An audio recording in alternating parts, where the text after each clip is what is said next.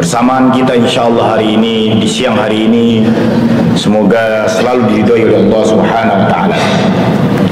Salawat dan salam juga selalu tercurahkan untuk Nabi kita, Nabi Muhammad sallallahu alaihi wasallam, yang merupakan suri teladan kita, yang menjadikan seluruh aspek kehidupan Rasulullah SAW, dari beliau sallallahu alaihi wasallam tidur sampai kembali bangun, keseharian, amal ibadah, perbuatan dan sebagainya, kita mencontoh apa yang dilakukan oleh Rasulullah sallallahu alaihi wasallam.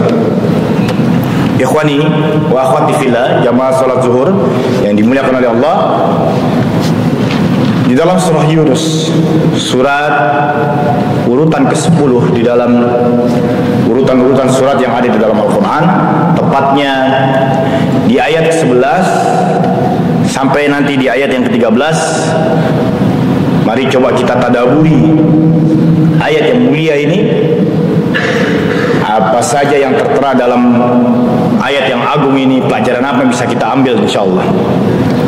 Dimulai dari ayat yang ke-11. Allah Subhanahu wa taala berfirman, "Walau yu'ajjilullah lin-nasi syarr isti'jalahum bil khair laqudiya ilaihim ajaluhum fanadharu alladhina la yarjuna liqa'ana fi tughyanihim ya'mahun." Walau, dan seandainya, apabila, sekiranya, yu'ajjil, ajala, ta'jil, menyegerakan. Siapa? Allah yang menyegerakan linnas, untuk manusia. Kalau disebutnya nas, berarti seluruh manusia, entah itu mereka yang iman kepada Allah ataupun sebaliknya, yang kufur kepada Allah Subhanahu wa taala. Makanya tampilkannya nas. Apa? Asyar, keburukan. Jadi ada sebagian dari kalangan manusia yang pengen disegerakan keburukan bagi dirinya. Seperti ketika mereka minta kebaikan kepada Allah. Jadi dahulu bapak-bapak semua, ibu-ibu semua yang dirahmati oleh Allah, ada satu kebiasaan orang-orang yang jauh dari Allah, jauh dari iman, menentang Allah Subhanahu wa taala. Ketika mereka berada dalam posisi-posisi yang tidak nyaman, yang terdesak, melarat, miskin, sakit dan lain sebagainya, mereka itu berdoa keburukan. Ya Allah, hancurkan saja badan saya ini, ya Allah. Anak saya itu kurang ajar, matikan saja anak saya, ya Allah. Ini begini, hancurkan rumah saya, matikan saja saya. Pengen doa-doa yang buruk itu menimpa mereka, sebagaimana mereka kalau minta kebaikan pada Allah pengen disegerakan. Sama pada dasarnya manusia itu ajula. Manusia itu punya karakteristik ajula. Pengennya cepat, paket kilat, paket ekspres. Dan ini mungkin menghinggapi kita semua. Mungkin di antara kita nih ada yang berdoa, karena di sini adalah wilayah perdagangan. Ya Allah, lariskanlah dagangan saya. Ya Allah, habiskanlah apa ini gamis saya, sarung saya, mukena saya, pakaian-pakaian jualan saya, ya Allah. Pasti pengennya tadi kita berdoa nih, entah itu di antara azan dan iqamat atau doanya setelah sholat, pengen nanti balik ke toko langsung ada tuh pembeli yang banyak. Pengennya begitu. Karena pada dasarnya manusia itu punya karakteristik ajula, pengen serba kilat, paket cepat saja. Nah, orang dulu, bapak-bapak semua, bedanya mereka itu malah pengen kalau dalam kondisi-kondisi yang nggak nyaman buat mereka pengen apa? Ya Allah, mustahkan saja. Maka datanglah Islam itu, bapak-bapak, subhanahu wa ta'ala. Ya. Datanglah Islam ke tengah-tengah umat dunia ini, membolak-balikkan adat istiadat kebiasaan orang-orang terdahulu. Makanya Nabi Muhammad, salah satu kenapa ia dibenci oleh kalangan bangsa Arab, wabil khusus bangsa Quraisy pada saat itu adalah apa? Dia merubah sistem adat istiadat yang pernah ada, yang pernah dipakai, dijalankan, selalu dilakukan oleh orang-orang terdahulu. Datanglah seorang manusia pilihan dari Allah Subhanahu wa taala bernama Rasulullah Nabi Muhammad SAW, merubah itu semua. Secara karakteristik kepribadian Nabi Muhammad itu gak ada masalah. Dia amanah, dia dipercaya, berkelakuan baik, bertutur kata santun dan lain sebagainya, banyak sekali. Tapi satu yang mereka tidak suka dari Nabi Muhammad adalah apa? Mereka mengusik-musik kebiasaan nenek moyang kami, kebiasaan orang-orang dulu kami. Maka nggak boleh itu. Maka datanglah Islam. Apa? Allah mengajarkan kepada kita, dan Rasulullah SAW menyampaikan dalam banyak hadis yang tidak mungkin saya sebutkan satu persatu. Apa? Berdoalah untuk kebaikan. Dari bangun tidur sampai tidur lagi, semua isi doanya kebaikan. Bahkan Allah pun, Rasulullah SAW mengajarkan kepada kita, kalau lagi terdesak, lagi terhimpit ekonomi, lagi ini, lagi itu dan lain sebagainya, lakukan amalan ini. Dan hampir ke bapak-bapak semua, setiap ayat-ayat yang berbicara tentang kenikmatan nih, tentang kenyamanan hidup, ya, apa saja setelahnya hampir selalu dikaitkan dengan hal ibadah. Contoh 2 surat saja, surah Al-Kautsar dan surat Quraisy. Inna a'tayna kal kautsar. Sungguh kami berikan kepada kalian Al-Kautsar. Macam-macam tafsirnya, ada yang menyebut adalah telaga, ada yang mengatakan Kautsar itu nikmat yang amat banyak secara umum. Perbedaan dari kalangan mufassirin. Ada yang mengatakan nanti di akhirat nanti ada sebuah telaga bernama telaga Kautsar. Nanti kita diberikan oleh Allah telaga itu. Ada juga yang mengatakan Al-Kautsar adalah nikmat yang umum, yang banyak, yang kita nikmati, yang kita nyaman dengan kenikmatan itu. Efeknya apa Pak kalau diberi kenikmatan yang banyak itu? Disuruhnya ngapain?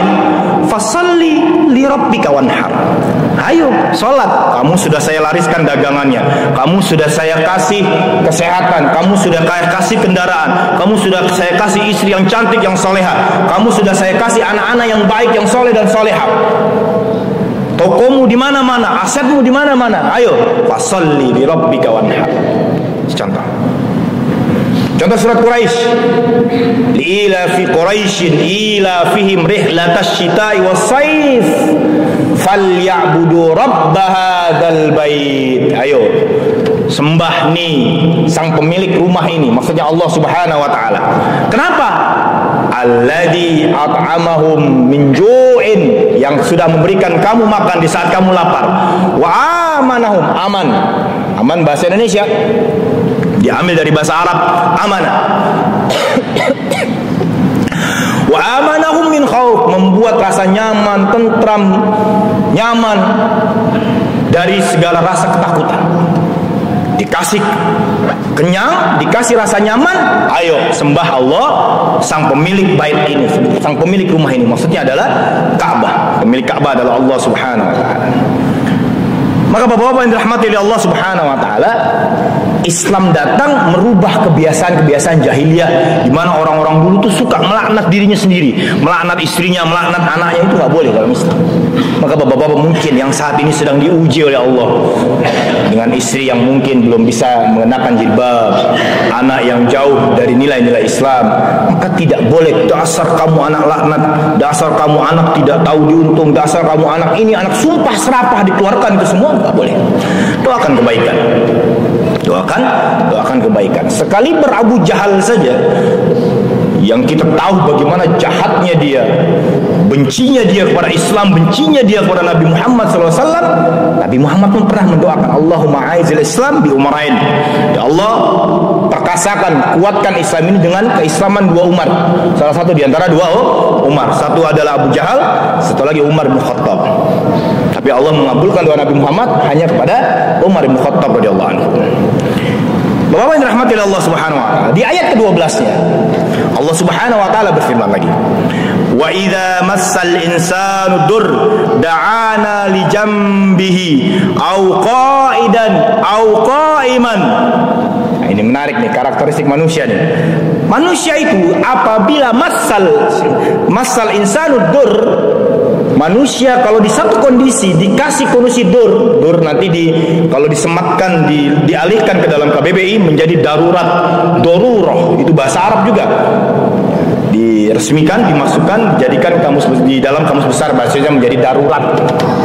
Nah, manusia nih, saya, bapak-bapak semua, ibu-ibu yang salehah di sini semua, kalau di satu waktu dikondisikan oleh Allah dalam kondisi kondisi darurat, kondisi nggak nyaman, nggak safety, tertindas, tertekan, teraniaya dan lain sebagainya, da'ana, mereka itu akan berdoa kepada kami.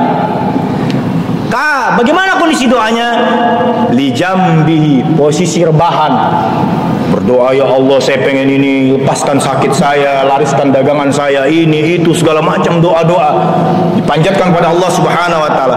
Au qa'idan, rebahan, qa'idan, qu'ud, sedang kondisi duduk.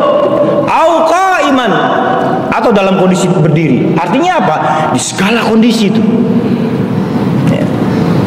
Bapak-bapak, nanti kalau dalam bab kaifiyat doa, tata cara doa, itu ada doa-doa yang secara sunnah didoakan saat rebahan, ada sunnah doa yang dibacakan di saat kita sedang duduk, ada doa yang disunahkan dibacanya saat kita berdiri. Itu panjang lagi, nanti mungkin ustaz-ustaz bisa membahasnya secara dalam tinjauan fikih syar'inya. Baik, jadi mereka berdoa nih, mau rebahan kek, mau berdiri kek, mau kondisi duduk kek, mau berdiri kek, berdoa tuh kepada Allah. Karena kenapa? Lagi dikasih sama Allah suatu kondisi yang tidak nyaman. Falamma kashafna anhu durrahu, falamma kashafna anhu durrahu, maka kasyafa, kalau dalam bahasa Arab ada kasyafa, ada masaha. Misalkan ini ada papan tulis nih bapak-bapak semua. Di papan tulis itu saya kasih coret-coret garis-garis warna hitam. Kalau redaksinya pakai masaha itu saya hapus 1 garis, 2 garis, 3 garis, sampai semua garis-garis itu, sampai papan tulisnya bersih kembali. Itu namanya masaha, menghilangkannya sedikit demi sedikit.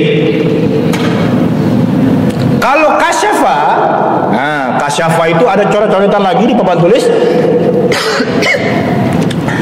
Maka coret-coretan itu akan saya ambil sebuah hapusan yang besar, sekali lap hilang semua coret-coretan itu. Makanya Nabi Ayyub alaihissalam dalam surat Al-Anbiya ayat berapa itu? 80-an kalau tidak salah. Fakashafna anhu minad dur. Maka penyakitnya Nabi Ayyub alaihissalam kasyafa. Misalkan dia sakitnya jam 8:00. Dalam riwayat bertahun-tahun Nabi Ayyub sakit. Ini analogi sederhananya saja. Orang itu sakit jam 8, misalkan kita punya bisul nih, bisulnya kita pencet, itu nggak mungkin jam 8:00 langsung hilang rasa sakitnya. Pasti akan jadi luka dulu, dikorek-korek lagi, luka baru lagi, dan seterusnya. Tapi kalau kalimatnya pakai kasyafa, bisul itu hilang, rata lagi dengan kulit dan tidak menimbulkan bekas. Itu bahasa Arabnya kasyafa. Fakashafna anhu durrahu, maka segala jenis kondisi-kondisi yang tidak nyaman tadi hilang, sirna yang ada pada diri orang tadi itu. Masalahnya apa yang terjadi setelah itu bapak-bapak? Di saat tertekan, di saat tidak nyaman, doa, rebahan doa, duduk doa, berdiri doa, hilang, udah kesengsaraan yang ada pada dirinya. Marra ka'allam yad'una ila dur. Seakan-akan nih, kalau udah hilang tuh ketidaknyamanan dia, kesengsaraan dia, udah tuh dia lupa lagi tuh nggak mau berdoa. Rasanya nggak ada apa-apa kok kemarin kok, saya fine aja. Orang saya ini hasil usaha saya sendiri kok. Nah, ini bahaya bapak yang dirahmati oleh Allah Subhanahu Wa Taala. Ini memang karakter manusia. Manusia banyak banget karakter, ajula, sorosain jadala, kafuro, jahula, dan lain-lain sebagainya. Banyak. Wakanal insanu begini, wakanal insanu begini. Oh, banyak sekali ayat-ayatnya. Innal insana khuliqa halu'a, dan seterusnya, banyak sekali karakter-karakter buruk yang Allah sebutkan untuk karakteristik manusia. Maka orang-orang itu seakan-akan tidak pernah berdoa kepada kami. Kadzalika zuyyina lil musyrifina ma kanu ya'malun. Dan begitulah kami hiasi, kami jadikan terasa indah bagi orang-orang yang melampaui batas. Orang-orang melampaui batas itu merasa indah atas apa yang telah mereka kerjakan. Nah, ini bahaya Bapak-bapak. Ya. Qarun itu Pak, itu dia merasa apa yang ia lakukan, memposisikan dirinya di tengah-tengah masyarakat Mesir pada saat itu adalah kebenaran. Wong saya kaya kok, saya paling kaya nih di Mesir. Oh, saya harusnya begini dong. Saya harusnya menindas yang lemah dong. Saya harusnya menyampingkan yang miskin-miskin dong. Itu dilakukan Qarun. Termasuk umatnya Nabi Lut. Nabi Lut alaihissalam sudah mendakwakan yang kalian lakukan ini tidak pernah dilakukan oleh manusia sebelum kalian, nggak pernah. Apa jawaban mereka? Loh, ini diri kami kok. Suka-suka kami dong. Badan punya saya, ini punya saya, segala sesuatunya saya. Maka suka-suka saya, makanya mau gimana? Ini jawaban-jawaban orang-orang yang sekarang masih ada ini. Udahlah, nggak usah ngurusin saya, nggak usah ngurusin kemaksiatan. Yang penting saya nggak ganggu orang lain kok. Ini ucapan-ucapan bahaya. Apa zukhrufal di dalam surat surat Al-Anbiya itu, zukhrufal qawli ghurura. Orang-orang yang didesain, dibisiki oleh syaitan, tak bisiki oleh kamu kalimat-kalimat zukhrufal qaul, kalimat-kalimat indah, ilmiah, tapi ghurura, menipu. Banyak sekali Pak bertebaran, mobil khusus di Indonesia nih, kalimat-kalimat indah ilmiah.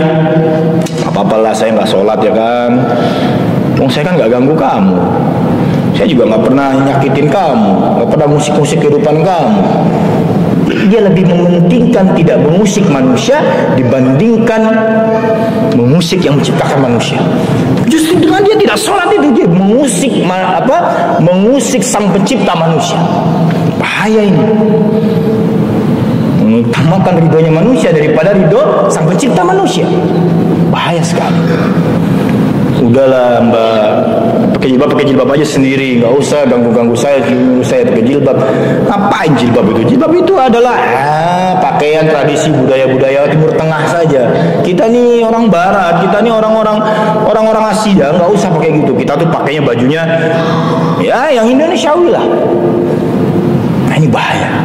Tapi ilmiah nih sekarang, wah iya juga nih, bagus juga nih ucapan-ucapan seperti ini. Ini banyak dulu dikembangkan oleh mereka-mereka di dalam kelompok jaringan Islam moderat.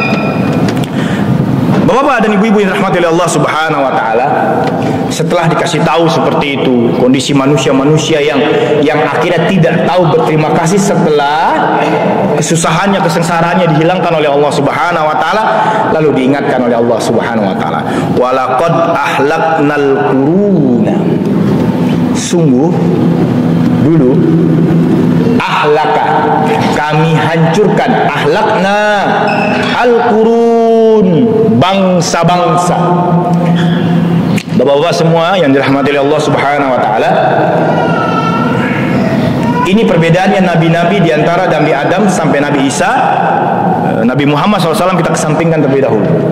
Kalau dari Nabi Adam sampai Nabi Isa alaihi wassalam, jika terjadi kekufuran di tengah masyarakatnya, jika terjadi pembangkangan yang terang-terang sekali menentang Allah Subhanahu wa taala, nabinya sudah berdakwah, ditolak, dianiaya, bahkan ada dalam banyak ayat nabi-nabi itu ada yang dirajam, ada yang dibunuh, ada yang dan lain sebagainya, maka urusannya itu langsung sama Allah. Jadi perangnya itu langsung kaum kafir dengan Allah langsung. Nabi-nabinya disuruh bersembunyi, menghindar, lari ke tempat yang aman dan lain sebagainya. Contoh Nabi Lut, suruh pergi ke tempat yang aman. Nabi Musa suruh lari menuju Laut Merah dan lain sebagainya. Makanya Fir'aun dimusnahkan oleh Allah itu bukan seperti perang Badarnya antara pasukan Nabi Muhammad SAW dengan pasukannya Abu Jahal dan kaum kafir Quraisy, tidak.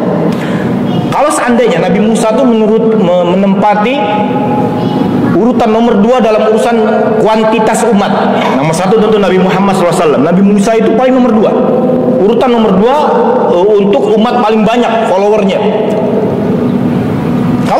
seandainya Nabi Musa ingin memaksimalkan pasukannya, pengikutnya, bisa saja dia berperang dengan bisa saja dia berperang dengan Firaun. Tapi perintah Allah nggak kayak gitu. Lari sampai ketemu tepian Laut Merah.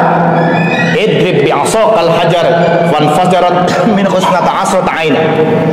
Pukul tongkatmu ke batu itu, akan terbentuk jalan nanti. Silakan melintasi Laut Merah ini.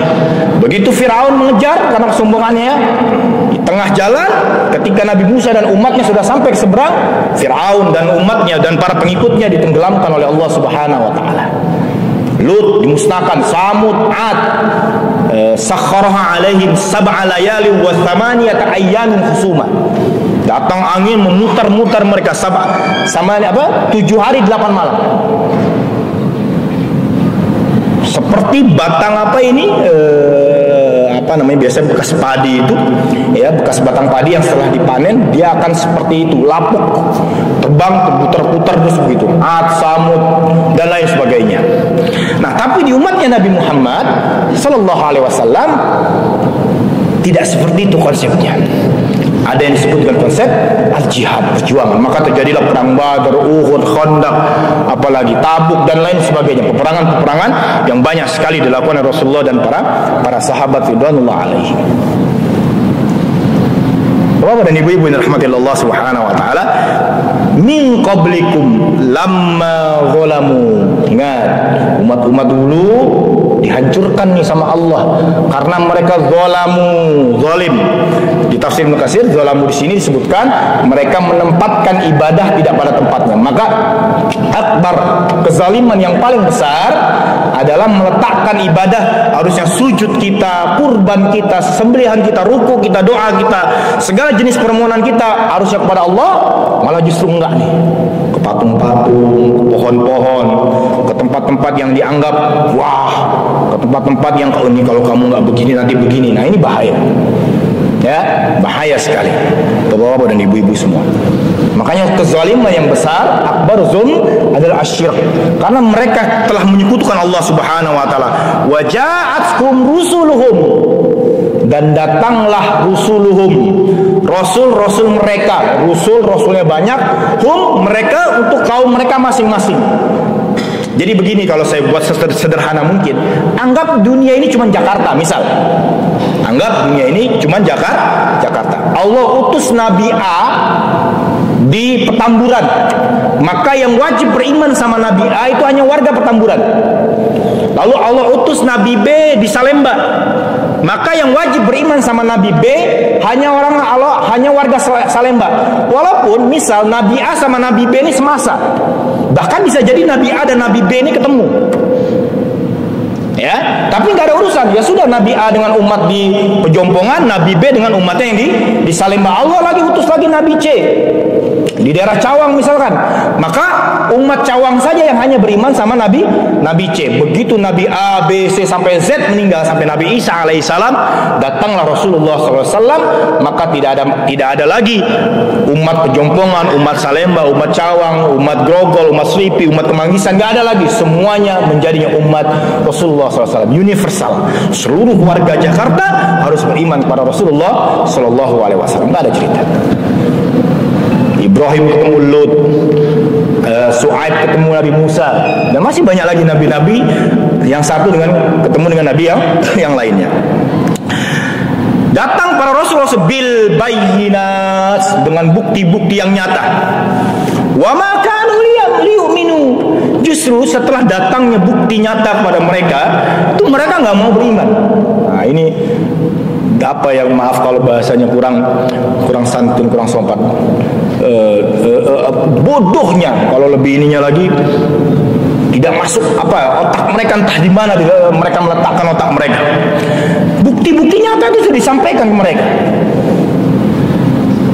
Bahkan permintaan yang di luar nalar logika itu mereka minta ke nabi-nabi mereka dan dikabulkan. Soleh itu kan di request oleh umatnya, Nabi Soleh alaihissalam di request oleh umatnya, coba kalau kamu beneran nabi, tuh di atas gunung itu, di atas bukit itu ada batu, coba keluarkan unta betina dari batu itu. Ini sudah menentang hukum ilmiah, hukum dan lain sebagainya. Nggak mungkin batu melahirkan makhluk hidup, apalagi unta. Pasti unta itu akan lahir dari unta, nggak mungkin. Tapi bagi Allah ini hal yang amat sangat sepele, sederhana, simple, gampang. Bahkan setelah unta itu ada, susunya bisa dimanfaatkan, diambil segala macam, dibagikan ke masyarakat dan semua merasakan nikmatnya. Tapi apa? Mereka malah jahat kan, dibunuh unta itu. Contoh lagi, ya. Di Darun Nadwa itu tempat kumpulnya Abu Jahal CS. Pengen ngerjain Nabi Muhammad SAW. Karena hukum sesuatu benda itu bisa dihancurkan. Misalkan kayu ini bisa saya potong kalau saya mendekati kayu ini. Kalau saya posisinya di belakang, nggak mungkin kayu ini bisa terbelah atau terpotong. Sederhananya begitu. Makanya saya kalau menyentuh bapak-bapak, saya harus hampiri bapak-bapak satu-satu. Nggak mungkin saya begini bapak-bapak lalu tersentuh dengan tangan saya. Apa challenge-nya dari orang-orang Quraisy? Nah, Nabi Muhammad, kamu kan ngaku Nabi. Itu bulan tuh. Karena dalam logikanya orang-orang Quraisy, gak mungkin nih Nabi Muhammad ke bulan dulu dia bawa gergaji yang besar atau bawa kapak yang besar lalu dibelah itu bulan dengan tangannya. Kesananya aja pakai apa? Gak mungkin pakai unta, gak mungkin pakai kuda. Cerdasnya orang-orang Abu Jahal CS tuh. Nalar logikanya cerdas, benar. Tapi bagi Allah, tarabatis syatu wa syaqqal qamar. Kata Rasulullah, terbelahlah engkau wahai bulan, maka terbelahlah itu. Dan bahkan tidak hanya disaksikan oleh orang-orang Quraisy. Misalkan contoh begini, Nabi Muhammad lagi ada di Tanah Abang. Di Tanah Abangnya ada warga Quraisy. Waktu Nabi Muhammad ngebelah bulan, orang-orang yang ada di Tanah Abang tuh nyaksiin itu. Dan orang yang ada di Sragen, Pontianak, Samarinda, Makassar, Padang, Aceh, Medan, semuanya menyaksikan. Padahal mereka nggak ada di lokasi di saat Nabi Muhammad melakukan mujizat yang amat besar itu. Hebat sekali kan? Tapi apa jawabannya? Dituduhlah Nabi Muhammad sebagai sahir, sebagai tukang sihir. Ya sudah. Wa makanu yu'minu. Jadi mereka setelah datang bukti-bukti nyata, mereka tidak mau beriman kepada Allah Subhanahu wa taala. Wa kadzalika najzil qaumal mujrimin. Dan begitulah kami jadikan balasan-balasan kepada orang-orang yang mujrimin, orang-orang yang melakukan dosa dan tidak pernah merasa dosa yang ia lakukan adalah sebuah dosa. Nah, ini bahaya Bapak-bapak. Ini pernah saya sampaikan mungkin 2 tahun yang lalu waktu pembahasan surah Al-Mutaffifin, innal ladzina ajramu kanu minal ladzina amanu yadhakun, dan seterusnya sampai ayat selanjutnya, ya, bahwa ada orang-orang yang mujrim, yang ajroma, mereka gemar melakukan dosa dan mereka merasa perbuatan salah atau perbuatan dosa yang ia lakukan, yang mereka lakukan itu bukan perbuatan dosa, ini lumrah-lumrah saja. Itu bapak-bapak ada forum-forum LGBT itu. Kalau kita nggak punya dalil yang kuat, logika dan nalar logika yang bagus, bahaya itu, bisa keserang kita. Allah kan ciptakan, Allah kan punya konsepnya namanya takdir, ya kan? Maka Allah sudah takdirkan saya kondisinya begini nih, jadi penyuka sesama jenis. Bapak mau nyalain takdirnya Allah?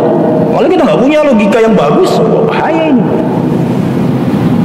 Umar bin Khattab pun begitu, ya, semuanya nalar logika pencurinya bagus, cerdas, tapi Umar lebih cerdas lagi.